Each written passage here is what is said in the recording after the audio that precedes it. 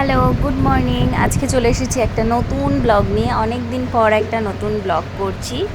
তো এখন আমি সকালবেলা গাছের ফুল তুলে নেব।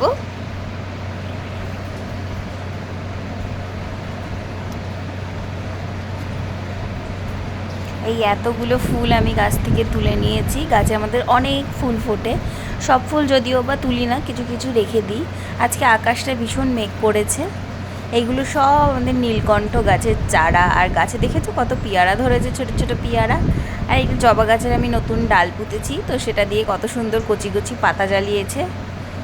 এখন আমি সকালের কিছু কাজ সেরে নিচ্ছি।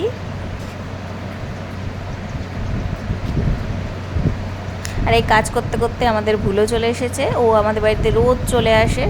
সকালবেলা আসবে একবার, দুপুরবেলা একবার আসবে, খালি খাওয়ার টাইমগুলোতে আসে, বাকি টাইম ও রাস্তায় থাকে। তো ও আমাদের এই উঁচু পাঁচিল টপকেই চলে আসে। তো ওকে আমি কটা বিস্কুট দিয়ে দিলাম, খাচ্ছে, দেখেছো কেমন।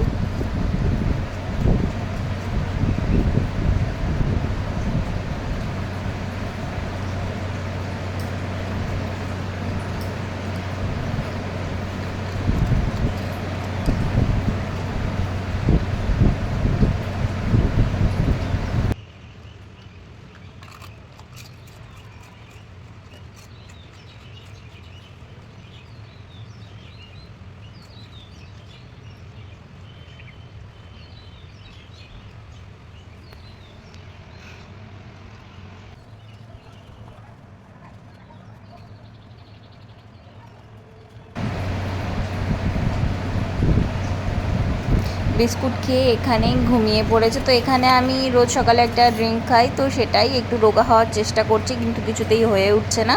তো এখানে চিয়া সিডস আছে, তার মধ্যে 2 পিস লেবু নিয়ে নিলাম আমি। লেবু নিয়ে ওটাকে ভালো করে নাড়িয়ে ডক ডক করে খেয়ে নিলাম।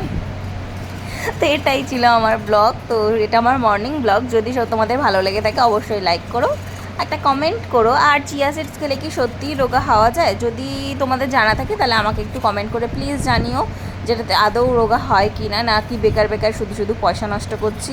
তো ভালো লাগলে অবশ্যই লাইক করো, শেয়ার করো আর কমেন্ট করো। টাটা।